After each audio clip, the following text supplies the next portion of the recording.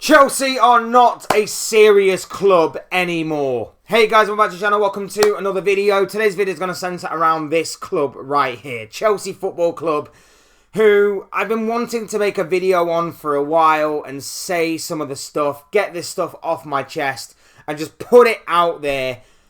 And I can't think of any better time than in the aftermath of their humiliating and embarrassing defeat at the hands of French League champions and current Champions League holders PSG as the perfect opportunity and time to vent all of this stuff that I want to get out there. Chelsea, across two legs, lost 8-2 to PSG, and that included an embarrassing home defeat against Luis Enrique's side, in which PSG were 3-0 winners last night.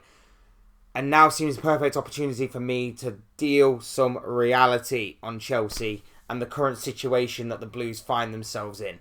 So strap yourselves in, make yourselves comfortable, and while you're doing so, make sure to hit the like button and subscribe if you are new. Both things are always and forever greatly appreciated. And of course, I encourage each and every single one of you to get involved in the comment section down below. Use and abuse that section, people. Talk to me on this topic of conversation. Talk to me on this intriguing topic at hand here. Would love to know what you guys are thinking about this. Your thoughts, comments, opinions, predictions, feelings, whatever you want to call it. I'm sure will make for great and interesting reading down below, so please do get involved. Otherwise, we're going to get on with the conversation ourselves. Look, the long and the short of it is that this is no longer a football club that is serious. Chelsea Football Club are a football club that are in amongst mediocrity. They are on the island of mediocrity right now. They are, simply put, not serious anymore. They are a side that has fallen so far away from where they used to be. Long gone are the days of Roman Abramovich, all of his quick fix schemes, all of his win now schemes. They are a thing of the past. Now it's been replaced by Todd Boehly, Clearlake, Bluco, Boehly, whoever else is in a position of power at Chelsea, and they aren't bothered about major success. They may claim that they want major success in the future, don't get me wrong, but what they say and what they do are two totally different things. Because although that this is a Chelsea side that has stated a long-term goal of success consistently on a domestic front, on a continental front, and on a global front, what they are doing is falling further and further away from that goal. They've had very little success in the few years that they've been here. They have thrown £2 billion approximately at this project and have fallen further away than where they started. They've had little success with a previous manager, who we'll get onto a little later, who I think they took for granted in Enzo Maresca. They won the Club World Cup. They won the Europa Conference League. Not exactly two trophies that a lot of people have got highly prioritised on their list of trophies, but still success nonetheless in terms of winning those accomplishments. But there's no build. There is no build. And why is there no build on that little success? Because of their poor transfer strategy. We've been over this multiple times, but just in case people have been living under a rock or are new, the transfer strategy of Chelsea is a scattergun-like approach of players that are 24 years and under that are showing a little bit of promise and a little bit of potential already to their raw talent.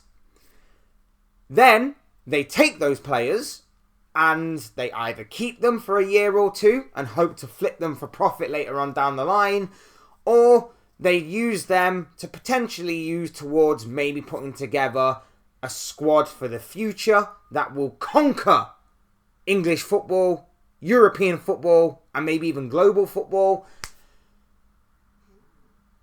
But that strategy has never worked out. That strategy has never worked out, at least not to my knowledge anyway.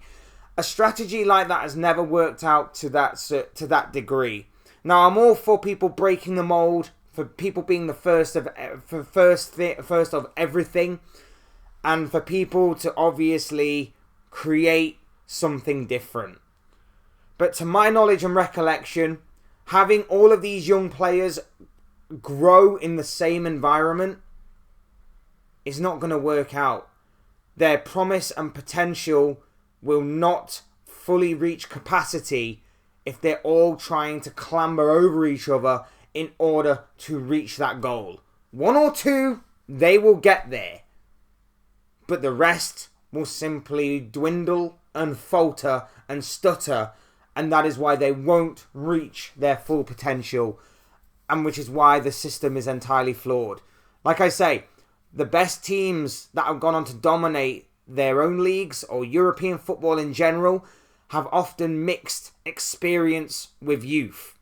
And Chelsea right now are not buying experience. Chelsea are seemingly not changing their transfer strategy to buy experience. And I've been someone that has said for multiple years that this Chelsea strategy will work out because they'll evolve. I've said that Chelsea will be a success because right now, because at that time, right then and there, they were making some good business strategies and ideas and decisions. And when it came to transfers as well, there were a lot of promise and potential to those names.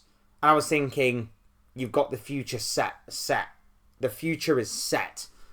But what about the here and now? What about a goalkeeper that is faltering and floundering around? What about a defence which is constantly leaking goals and lacks discipline, lacks leadership? What about a midfield that is slightly open and lacks organisation, lacks a midfield general in there?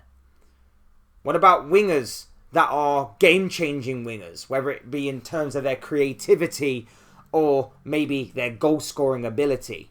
And what about a killer up front? A killer in the final third to lead the line and win games pretty much single-handedly?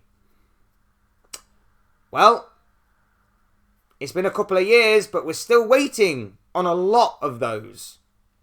We're still waiting on a lot of those to be in Chelsea colours. Hasn't happened. Those things have not happened. The experience is not there. And whilst they continue to falter in other competitions, the experience may not even grow in certain players. And those players may also leave anyway to be flipped for profit. It's not like it's a great squad anyway. There are a few gems in there. Caicedo, Reece James, Cole Palmer. João Pedro's actually been very good this season. There are a few in there. But how long are they going to last? How long is their patience going to last in order for everybody else to catch up with them before they turn around and go, you know what, this strategy is not working. My career isn't exactly slowing down. I need to think about my future and about potentially leaving my career with more success. And that's when they decide to leave Chelsea. And then Chelsea start the wheel all over again. That is why this strategy doesn't work.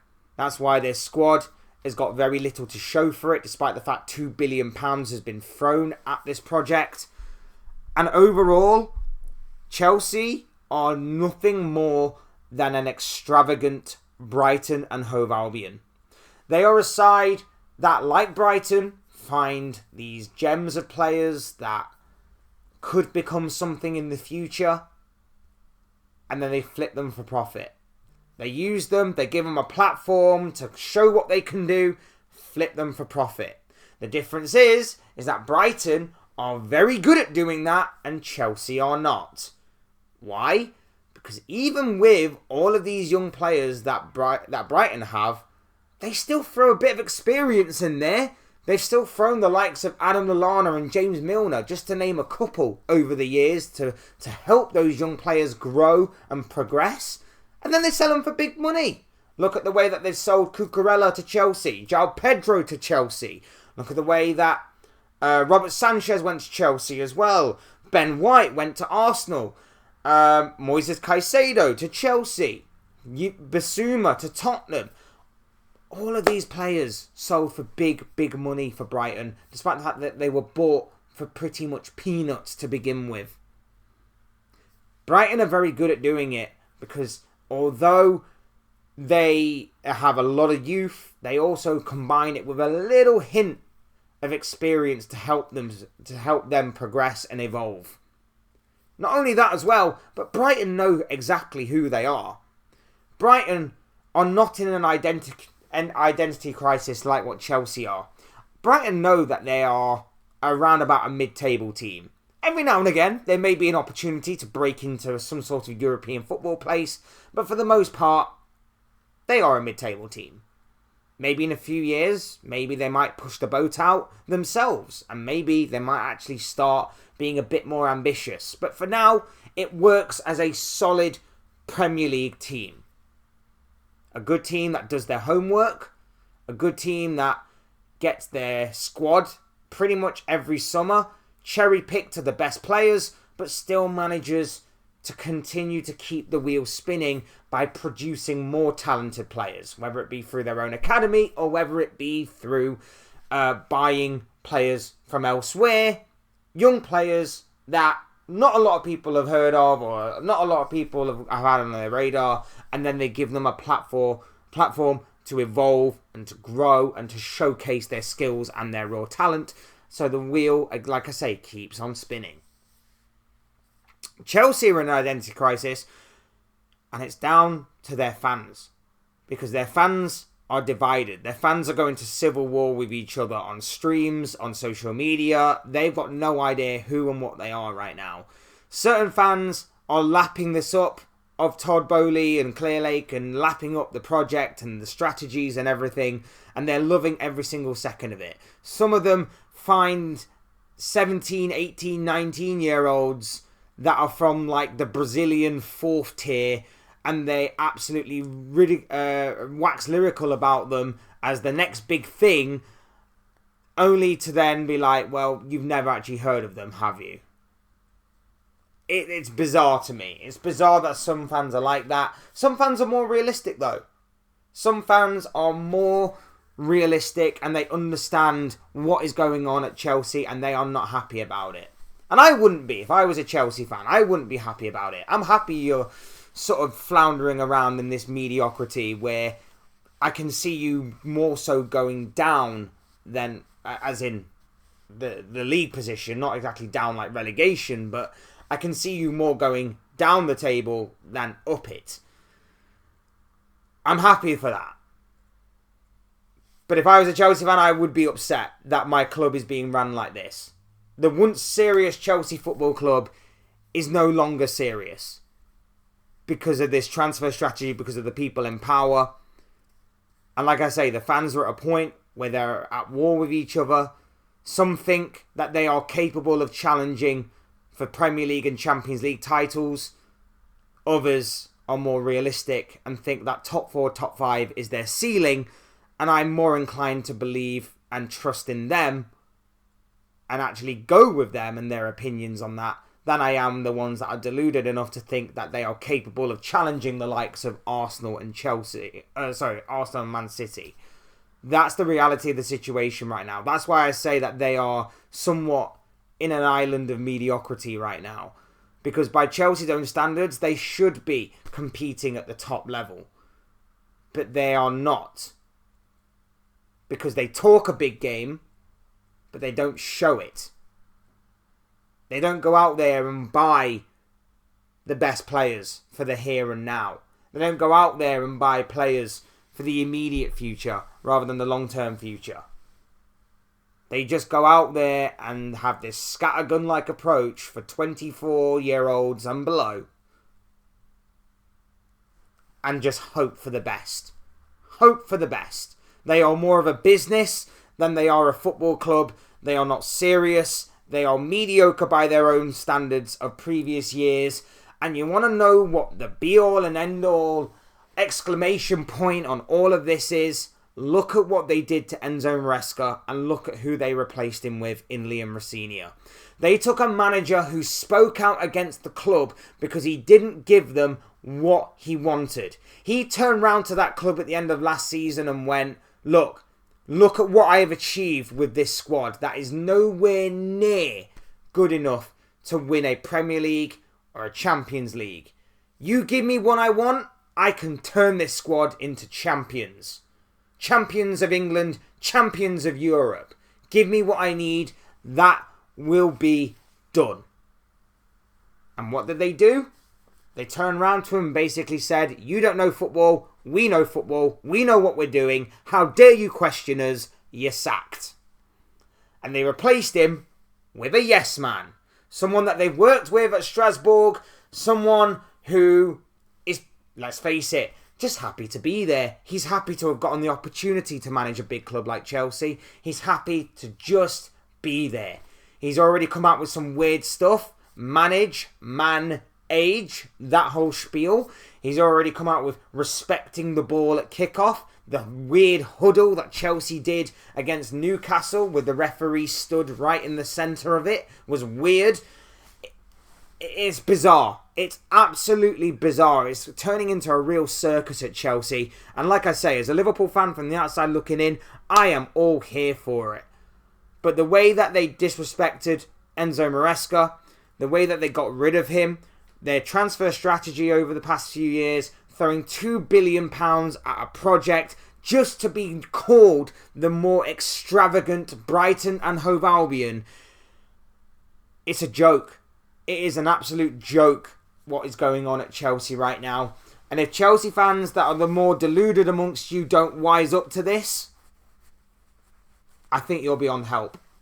I think you are beyond help in this situation. It is crazy, crazy, crazy to me.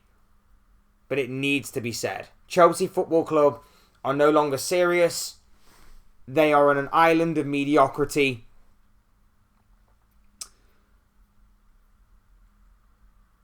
And I really don't know where they go from here. Other than to keep on doing the same thing over and over again. Hope for the best. And even then it might still not be good enough to achieve their main goal of Champions League football for the following year. But those are just the thoughts, comments, opinions, predictions, feelings, whatever you want to call it, of this guy. I want to know what you guys are thinking and feeling. Let me know in the comment section down below. Use and abuse that section, people, on this topic of conversation. Would love to know what you guys have to say. Otherwise, hit the like button on the way out if you enjoyed the video. Subscribe if you are new and want to see more content like this. Both things will always and forever be greatly appreciated. And as always, thank you all so much for watching and listening. I've been Fletch. This has been another Fletch Talks video. And I will see you speak to you all again soon in another video or live stream or whatever it may be. Cheers, guys. Thanks everyone for watching. Take care of yourselves. Enjoy the rest of your day. Speak to you all again very, very soon.